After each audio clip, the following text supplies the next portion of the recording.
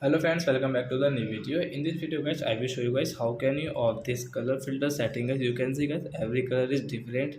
Guys, you can see in our iPhone guys, every color is like different.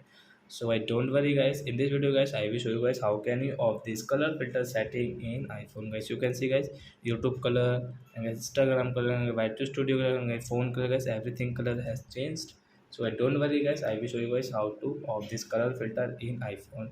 So first of all guys, come in your phone setting app and guys scroll it.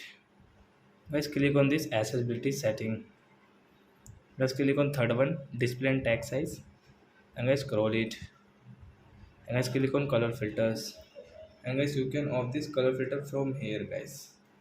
So now guys everything is fine in your iPhone guys. You can check your color is, so everything is fine in your iPhone guys. You can check. So I hope friends you have understood how to off this color filter in iPhone 13. So that's it guys. Thanks for watching my video. Now we will meet on next video with new topic. Before going, please go and like my video, subscribe my channel, and guys do you have any doubt with your guys iPhone, so guys you can ask me in comment section. I will help you. Okay friends. Bye bye.